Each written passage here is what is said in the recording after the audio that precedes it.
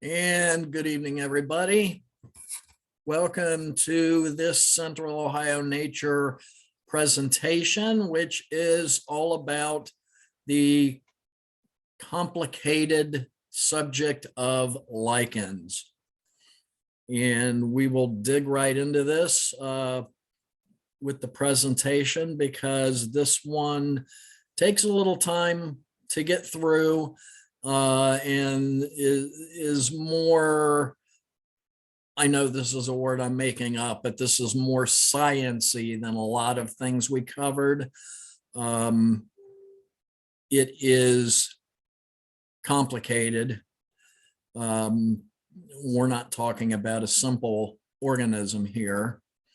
So I'm going to go ahead and pull this up, and we are going to go into slideshow mode here. And there we have it.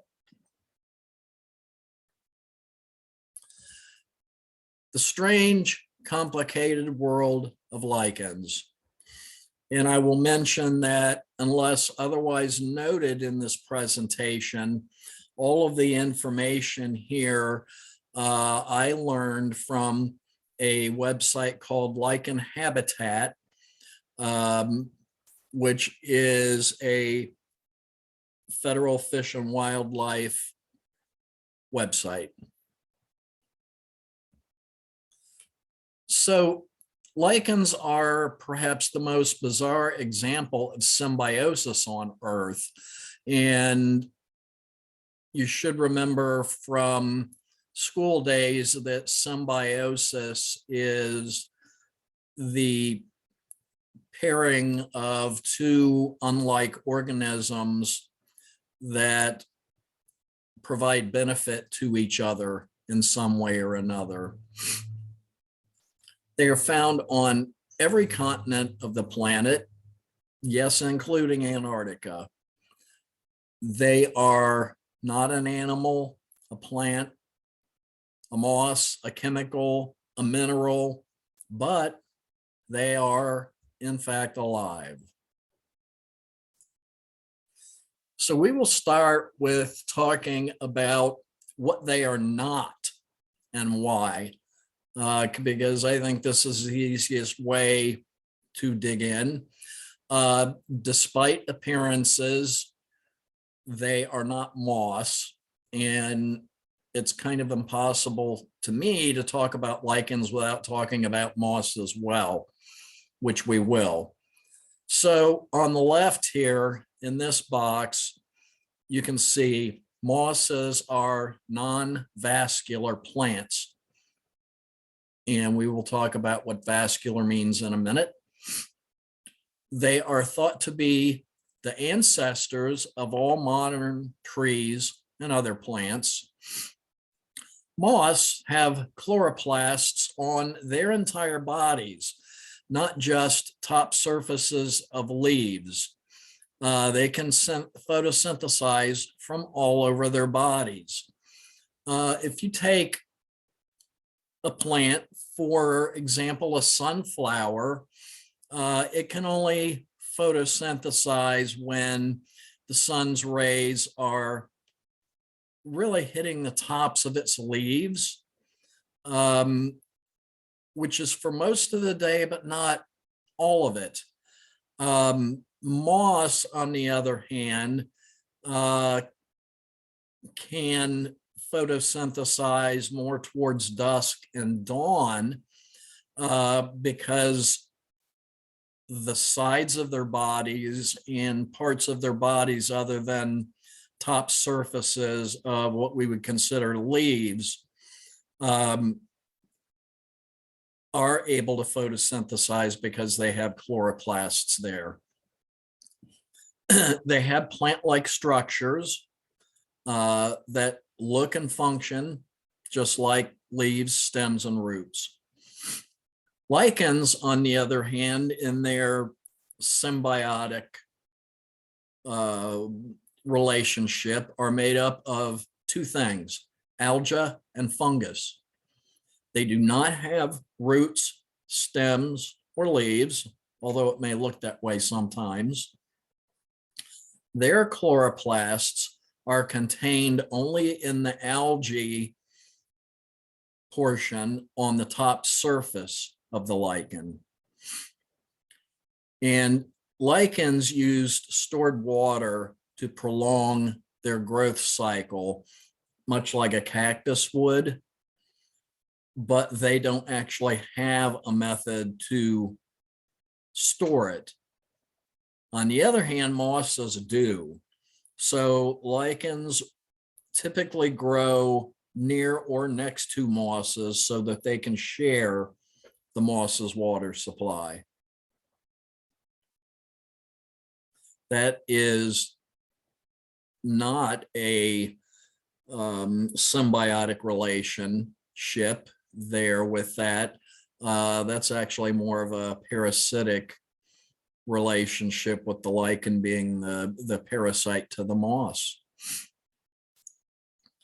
Now, we talked about vascular and moss being non-vascular plants. Vascular means having a system of veins or vein-like tubules or cells for the transfer of water, nutrients, and toxins and or waste throughout the body. Organisms without a vascular system, like moss, for example, typically receive nutrition through the body surface cells.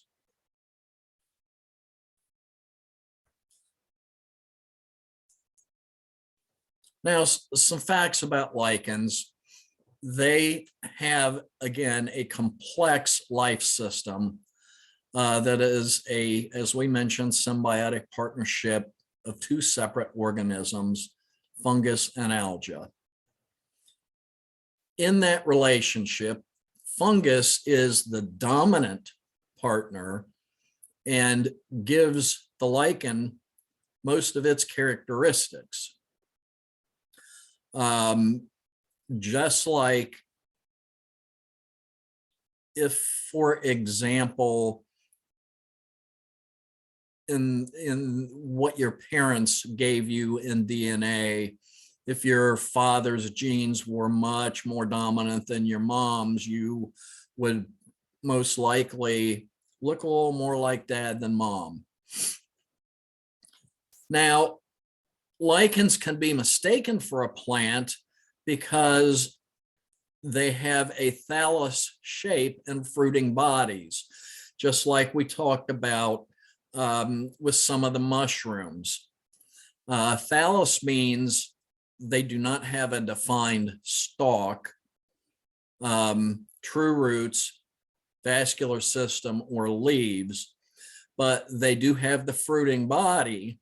And the fruiting body is that what with the mushrooms we called the cap, which, as you remember, on either the exterior or the interior had the gills, which carried the asci, ASCI, asci, which contained the spores by which the mushrooms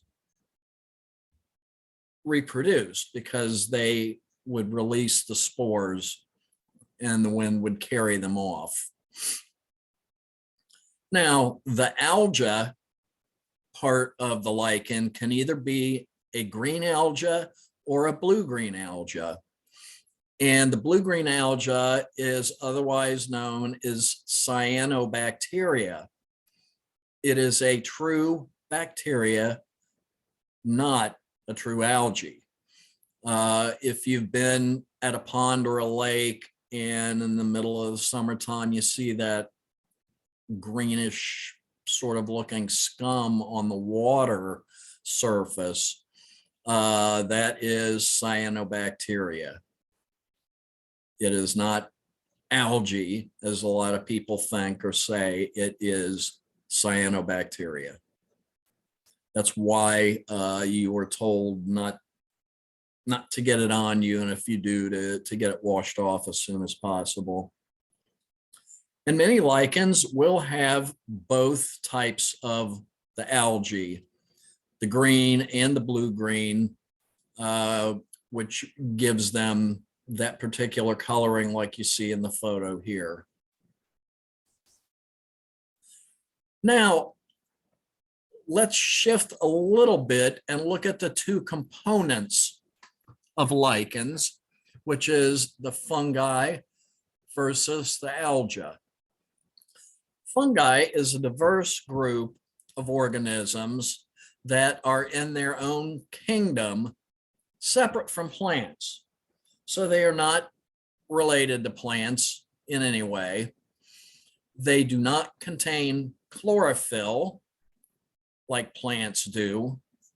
That's the stuff that makes the leaves green and makes photosynthesis possible. They do not have any other means of producing their own food for the most part. They mostly rely on other organisms for nutrition. In other words, they take it from decomposing organic matter that they attach themselves to, most notably downed and rotting tree trunks. Alga is in another completely separate kingdom from both plants and fungi. It's all by itself. Got its own kingdom. Now, there are, as we alluded to, numerous types of alga. We have the green and the blue-green, which we already talked about.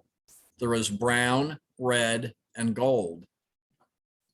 Alga can survive in salt or fresh water, just like a salmon. And in any environment, when in part of an alga-fungi relationship, that's got to be there. The algal partner photosynthesizes and provides food for the fungus so it can grow and spread. It's part of the bargain in terms of that.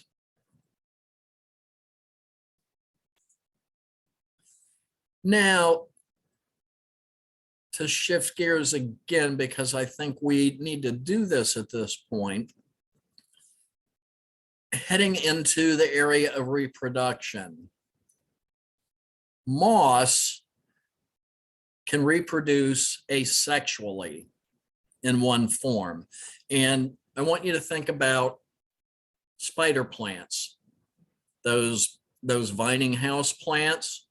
You can pluck one of the spiders off or cut one off, and you can put it in a glass of water and it'll grow a whole new plant. Well, with moss, any part or piece of the moss can break off from the whole, and it regrows a new structure from that old piece. And while we know it mostly as asexual reproduction, this is called vegetative reproduction. And now, just a quick look at sexual reproduction with the moss, which is very, very similar to what we have with plants and also with mushrooms in a way. And I'll explain that. First of all, if you look over here at section 1, the moss have these stems that are male gametophytes and female gametophytes. Inside the top of the male gametophytes, there are what is basically pollens that it fertilizes the female with. And what happens is when it is raining and the wind blows, the rain droplets, which are now filled with those pollens, are blown over into the top of the female gametophytes. From that, in section 2 down here in the bottom, that female section grows what is called a sporophyte. And that sporophyte is this stalk. It has what's called a foot that attaches to the top of the female gametophyte. And then it's got a stem called a seta. And at the top of it, a capsule. And inside the capsule is the means of reproduction. What comes out of that capsule is what we have here illustrated in section 3. And this is called a protonema. And it just looks like a little teeny weeny tiny branch, almost microscopic. And that branch has at least one pair of male and female buds. And the male and female buds both grow as this protonema starts a whole new plant somewhere away from mommy and daddy gametophyte. So as you can see, that's kind of it's a lot like the way plants work, but when it comes to the capsule and what comes out of it, it's a lot like the mushroom spore situation as well. Now, to move forward a little bit, here is basic anatomy of a lichen. On the exterior surface, you have the cortex. And past the cortex, you have that in the yellow arrows there, the cyanobacteria, which is the what we had just spoke about a couple minutes ago, with that bacteria that's not really an algae. And then we have a little further in with the orange arrow, the algal layer, which produces nutrients. And then deepest inside there, we have the medulla, and the medulla helps produce sexual, not asexual, sexual method of reproduction. And then over on the left, you'll see a blue arrow that is pointing towards not roots, because this does not have roots. It is something called rhizines, or they are otherwise known as holdfast. Think of this as sort of like a fleshy suction cup, I suppose would be a good way to explain it, but it is not roots. Now, for a different look at this as it relates to the reproduction, we kind of looked at this from a different angle on the previous slide. On the exterior here, you see this lining on the exterior that almost looks like a brick wall. That's the cortex. And then inside past the cortex, we have the algal cells, which help to photosynthesize and produce food from what sunlight it uses, and also from what it takes in nutrients from things like the dead trees. And then in the middle, you have the medulla, which, as I said, helps to produce the reproductive system, or the components of the reproductive system. Up above it right here you have this layer that connects to the cortex that is called the hypothecium, and we'll come back to that in a second. On top of the hypothecium, we have a thin layer here called proper margin of thecium. And then these things that look like little balloons, these are actually your reproductive conductors called hymenium, which should sound a little familiar. And then on top of that, this top layer here holding them in is the epithecium.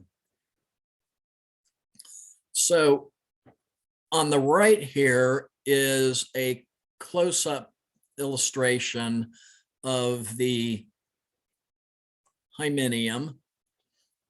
They are attached to the fungus by means of the hypothecium, which we already looked at in the drawing on the left.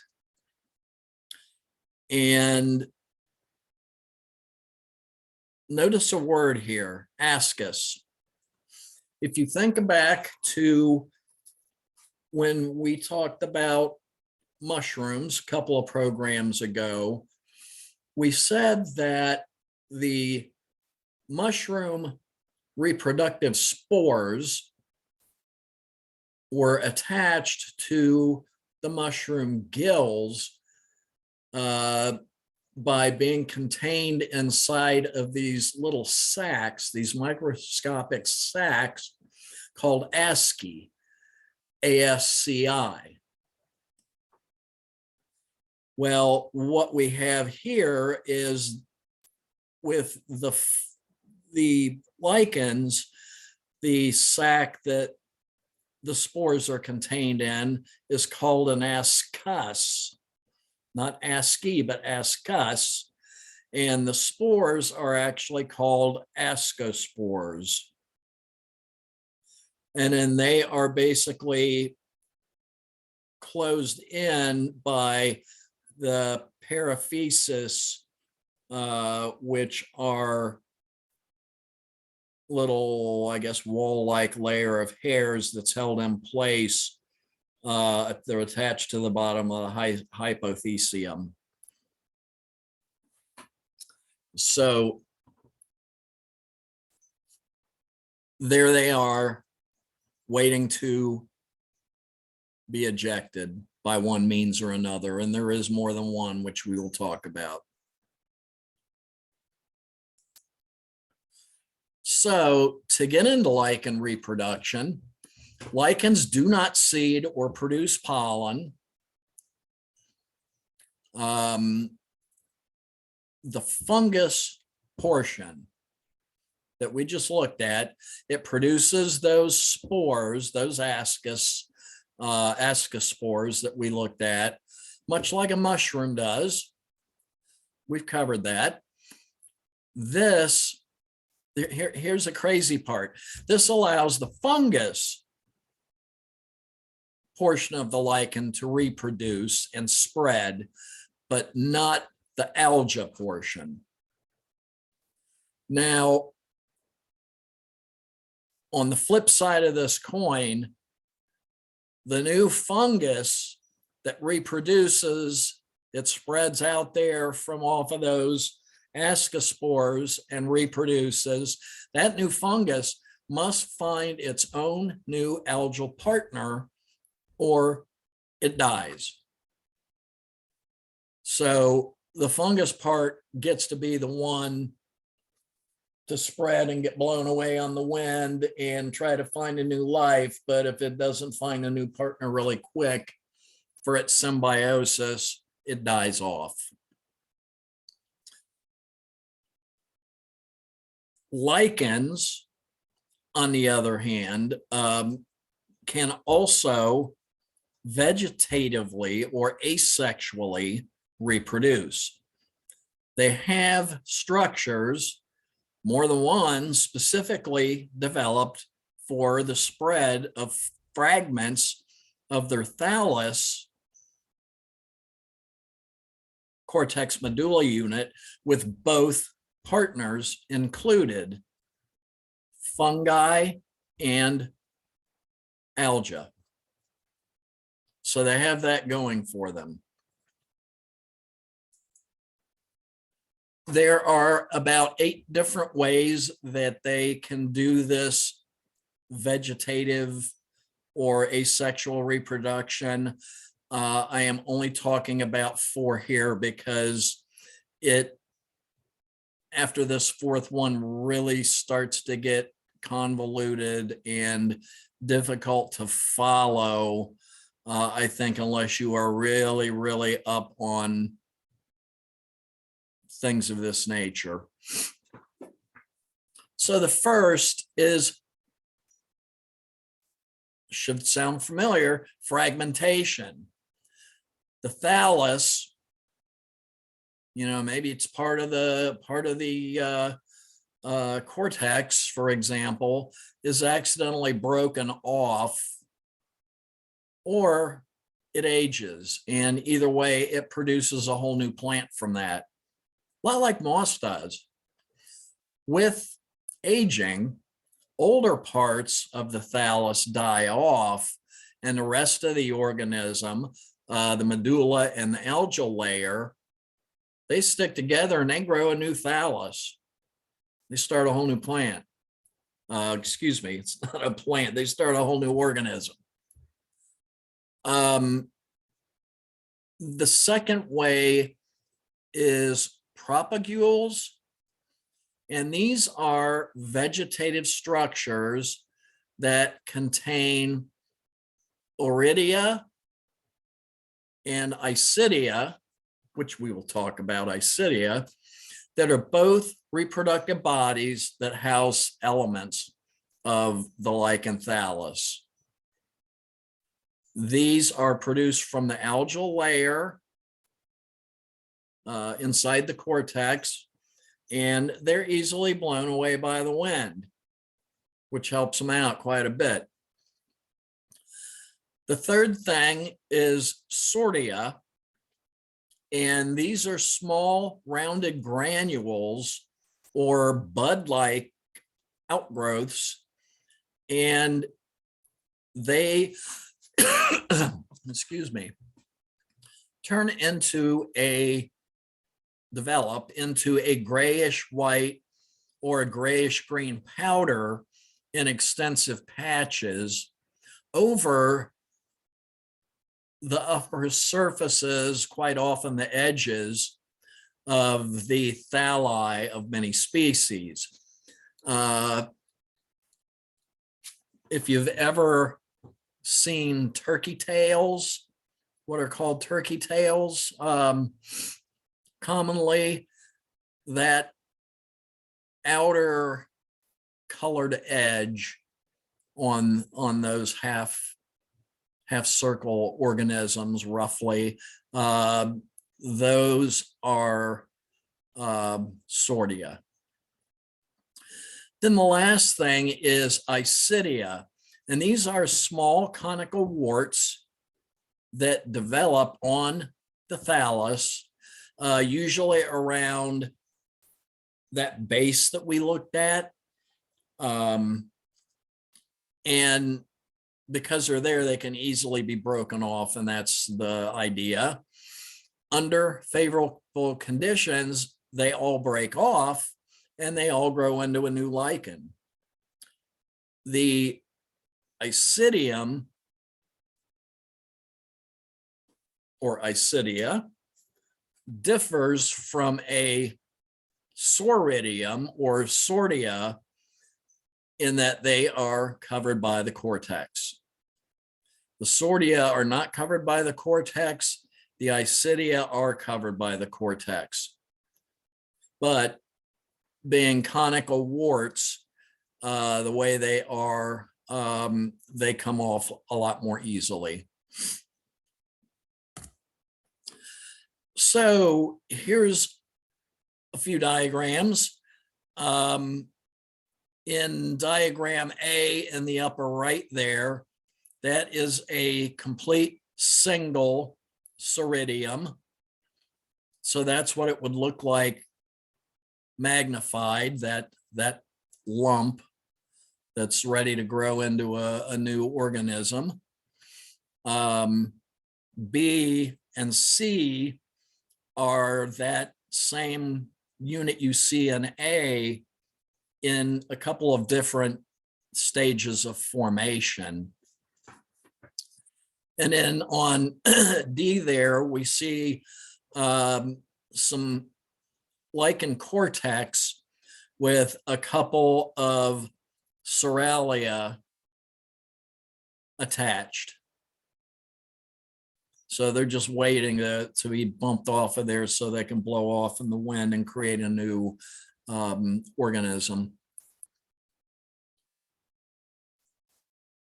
So now we take a slight break and a hop and a skip, and we recognize Ernst Heinrich Philipp August Haeckel, who we've also talked about previously, mentioned him. He lived from 1834 to 1919. The man did everything. He was a German zoologist, a naturalist, eugenicist, philosopher, physician, professor, marine biologist, and artist. He discovered, described, and named thousands of new species in his time, mapped a genealogical tree relating all life forms, and connected many terms in biology to each other, including ecology, the term phylum, phylogeny, and protista. And he studied almost exclusively, from what I understand, lichens and mushrooms for a period of 10 years, which ended, I believe, about 5 years before his death. This is how it was back then. People like this, they didn't spend a lifetime specializing in one teeny tiny little corner of science like people do today. They studied a wide berth of things. They were well versed in a lot of different things, and not just more well versed than anybody in the world on one teeny tiny little area. And I gotta believe it really took a lot to be that, to do that. So I really have to salute someone like this person. Now, and not to take anything away from him or this next person I'm going to talk about, lichens and immortality. Dr. Anne Pringle, a researcher at Harvard University, was featured in an article in Smithsonian Magazine in 2013 because she was working on the scientific premise that lichens do not age and don't die of natural means. The premise was also that, if true, such organisms would be the fungal equivalent of vampires, able to die only by external means. Not that they suck nutrients from other organisms, but that they wouldn't die of age. They can only die by external means. And as she was quoted here, a bus can still run them over. They can be destroyed, just not by any natural means, except perhaps fire. Pringle is most interested in the fungi part of the lichen. which some other researchers do suspect doesn't age. There is, in fact, one giant fungus in a forest in Michigan that is thought to be up to 10,000 years old. If you think about it, that's only a fourth as far away as we are from the end of the last ice age. And this article goes on to say that in the world beyond fungi, whether organisms can escape aging is a matter of scientific controversy. A long-standing explanation for aging pins the blame on built-up genetic mutations that are activated once fertility begins to taper off. And according to a second long-standing theory, aging occurs because some traits that make us more successful in reproduction may also set the stage for our demise. In other words, high testosterone levels, for example, that help males make babies for longer, also predisposes them quite possibly to something like prostate cancer. So it's a very interesting premise, and it's an interesting thing to think about. So maybe lichens really are the Christopher Lee of the forest world. Now, some terminology. This is probably not surprising. What's the study of lichens? Lichenology. What else could it be? And what do we call someone who studies lichens scientifically? Well, a lichenologist. But now, how about this? What is lichenometry? There is such a word. Think about it. Lichenometry. And here's a hint, actually 2 hints. You have on the left a very old tombstone partially covered with lichens. And on the right, you have some old castle walls, same thing. 1, 2, 3. Lichenometry is a rather new technique for dating certain artifacts by means of measuring the growth rate of lichens that are on them.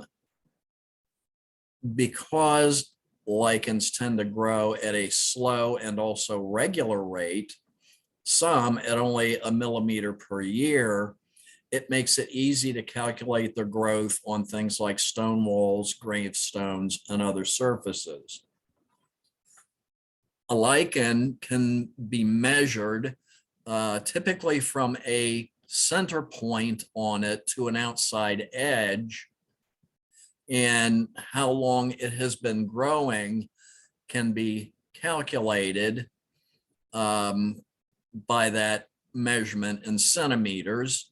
And in that number, and I don't know how yet, that number of centimeters can be multiplied by a factor of 5 to come up with the most recent date that the wall could have been built, or the gravestone could have been put into place, or what have you. Just very interesting alternate use of nature for something else scientific. Now, to wrap things up, if we haven't said enough that's confusing and perhaps hard to follow regarding lichen growth, lichens, excuse me, we now talk about lichen growth forms. There are 3 lichen growth forms, and actually when you see what they are, the names are actually pretty fitting. We have foliose, fruticose, and crustose. So here we go. Foliose can be very flat and leafy, like lettuce, like leaf lettuce, or full of ridges and bumps. And they have a top side and a bottom side, just like the ones pictured here on this slide. So foliose, stemming from the word foliage.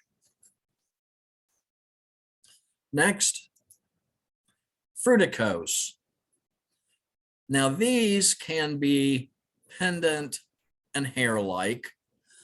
They can be actually upright and shrubby, more like almost like a honeysuckle, or upright and cup-like, like the photo we just saw a couple screens ago with those yellow cup-looking things on the side of the tree.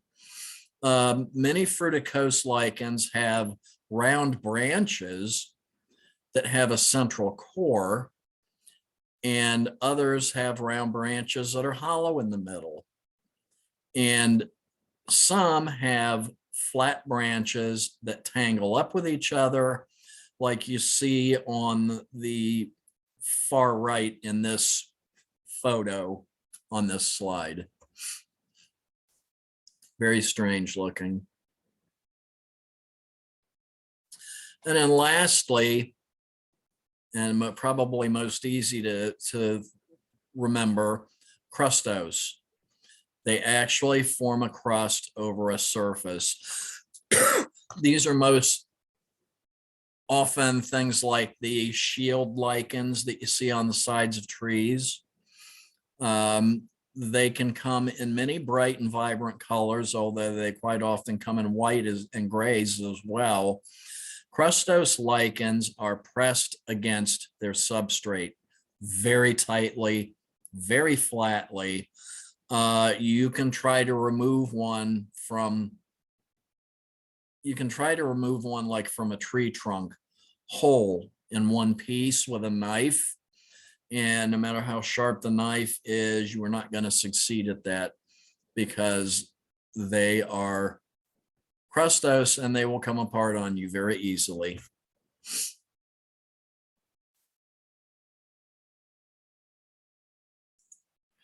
And now we did have in our live presentation, we had a couple of questions, which I will get the answers to. Someone asked if Spanish moss is actually a moss or a lichen, and I do not know, but we'll most certainly find out. When we were looking at the lichenometry, somebody asked why multiplying by a factor of 5 to come up with the dating from the lichens on when something would have been installed. And I don't know the answer for that either, and I'm going to find out. And then the third thing was I was asked about, and you've probably heard about this, something called slime mold, where that fits into this picture, and I do not know. I've heard slime mold mentioned before, as I'm sure probably a lot of you have, but I do not have an answer on that, and that is something I will research. Might even end up being something that becomes a whole separate topic and a whole separate program. I don't know, but I will get to the bottom of it. And I will mention too that the